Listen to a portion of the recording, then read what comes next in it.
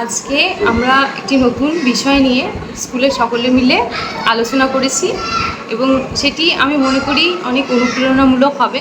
সেজন্য আমি এই বিষয়টি সকলের সাথে শেয়ার করছি।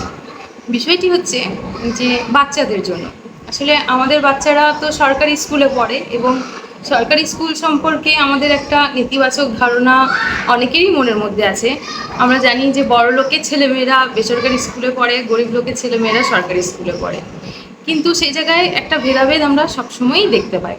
আমরা চেষ্টা করছি, বিশেষ করে আমরা সকল বেলোয়া প্রাথমিক বিদ্যালয়ের শিক্ষক শিক্ষিকারা এ বিষয়ে একটা উদ্যোগ নিয়েছি যে ছেলেরা সরকারি স্কুলের প্রতি হোক, স্কুলের প্রতি শিক্ষামুখী হোক, বিদ্যালয়মুখী হোক, তারা যেন স্কুলটাকে ভালোবাসে, সরকারি স্কুলকে ভালোবাসে এবং এই স্কুলেও যে পড়াশুনো হয়, এখান থেকেও ভালো মানুষ হওয়া যায়, পড়াশুনো করা যায়, উঁচু জায়গায় যাওয়া যায়।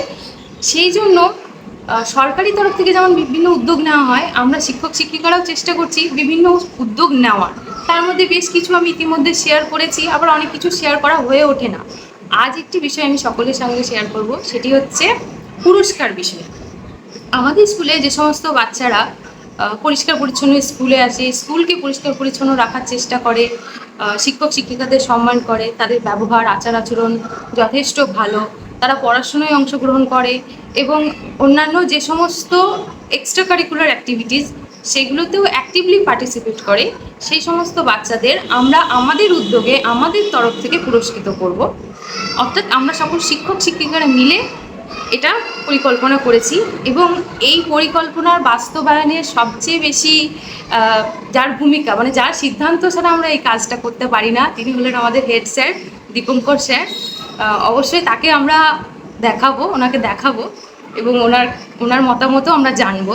কিন্তু এই বিষয়টা সম্পর্কে আমরা এগোতে পারতাম না যদি না হেড স্যার আমাদেরকে সম্মতি দিতেন যে মানে উনি যে হেড এবং উনি যা বলবেন তা আমরা করব, এটা কিন্তু কোনোদিনও আমাদের স্কুলে হয় না।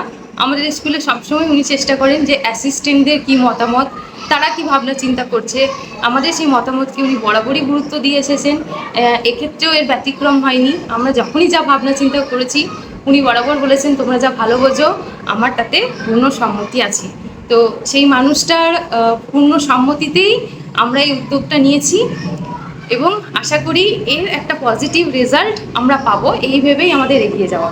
অবশ্যই ইনি হলেন আমাদের head sir Dipankar sir. Sir কিছু বলুন।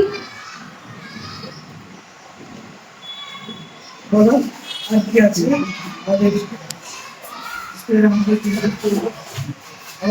শিক্ষারা আসছেন, ভাড়া নিয়ে এই কাজে আমরা এগিয়েছি। ভালো উদ্যোগ, দেখা যাক আগামীতে এরপর উন্নত করা যায়। যদি আমাদের পথ এগিয়ে যায়, আগামীতে আমরা এই পথ থেকে বেছে নেব এবং আরও উন্নত পর্যায়ে যাবো। এই জন্য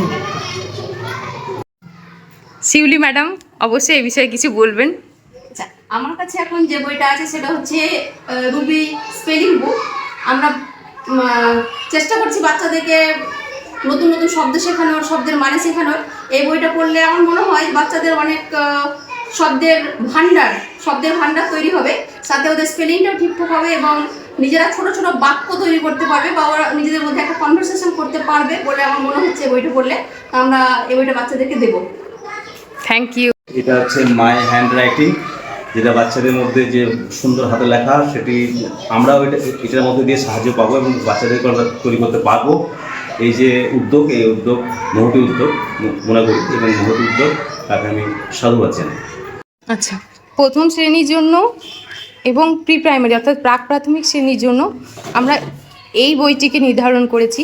অর্থাৎ ওরা যেহেতু একদমই ছোট, সদ্য স্কুলে আসে, ওদের বর্ণপরিচয়, ইংরেজি বাংলা ইত্যাদি বর্ণপরিচয় শেখাটা ওদের খুব জরুরি। সেজন্য আমরা এই বইটা ওদের জন্য নির্ধারণ করেছি। সাথে এই বইয়ের মধ্যে অসংখ্য ছড়াও রয়েছে, যেগুলি আশা করি ওদের খুব আনন্দ দেবে। এই বইটির জন্য শিউলি ম্যাডাম আগেই বলে দিয়েছেন কি উপকারিতা। এটি ক্লাস 3 এবং 4কে দেওয়া হবে। রুবি স্পেলিং বুক, হ্যান্ড রাইটিংয়ের বই, এটা পার্থ স্যার বলেছেন যেটা কি কাজে লাগবে, আর নতুন করে বলার কিছু নেই। এই 3টি বইই আমাদের সকল শ্রেণীর কিছু সংখ্যক ছেলে মেয়েদের দেওয়া হবে।